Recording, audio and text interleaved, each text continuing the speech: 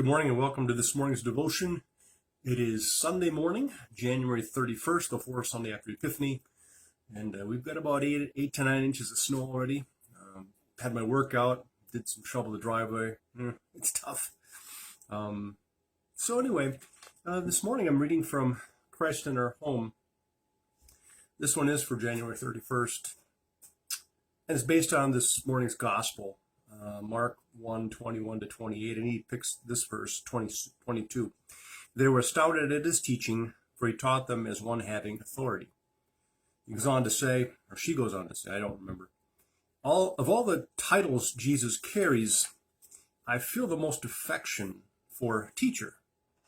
Perhaps it's because my mother spent her career in the classroom. Also, I can still recall the educators who stretched, challenged, shaped, and believed in me. I bet you can too. Each time Jesus began to teach, whether in the synagogue or on a lake shore, people paid attention. His words carry a certain sureness. In a worldly sense, Jesus didn't have any power. He didn't have a battalion of soldiers or rule a province or have training as a priest or scribe. All Jesus' authority came from his relationship with his Father. It gave him confidence to speak, teach, and serve. And it changed the world, one life at a time. Teachers don't just exist in the classroom, of course. We all teach by the things we say, the way we treat people, and how we spend our time and money.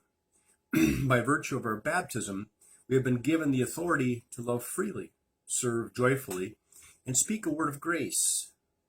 As we do, we just might change someone's life.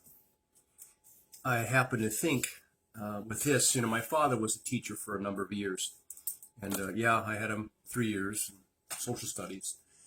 But I remember being in Guatemala with the Hoffmans and others. And we had a building project. We added an addition to their school. That's what they wanted. So we went down and helped them with that project and got to know the people. I remember working one day with Cristobal.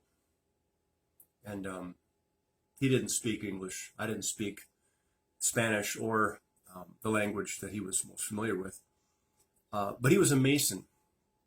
And so it was a matter of not talking, but showing. He'd slowly, patiently show me how to drill a hole, put rebar in, and just do what I needed to do all day. It was just a matter of showing and doing. And he was teaching me because I didn't have that much of a clue what I was doing.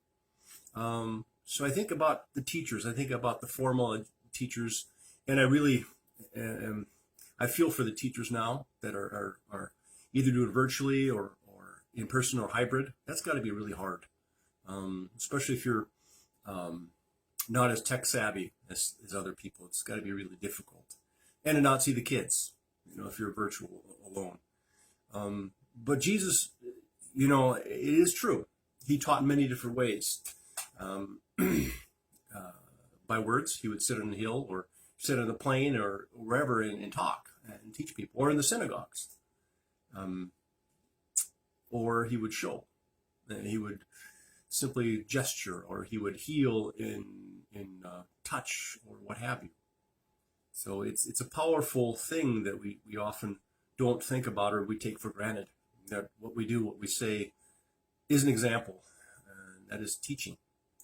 And so to be mindful of the presence of Christ in that, in what we do, and the lives that we don't think we touch, but we do. And to be mindful of that God does work through us. Funeral for Artie yesterday, and I think about how he's taught me so many things, how he did. Even from the first time I met him at my call interview, he was on the call committee, and we talked afterwards for a bit, and I got a sense that he was a deep man of faith, and he was, and it showed through his words, his jokes, and the way he did things and treated people, and I learned a lot, and he influenced me, as I'm sure he influenced a lot of people, as we all do, and we know that God does work through us, and we are always teaching, whether we realize it or not. So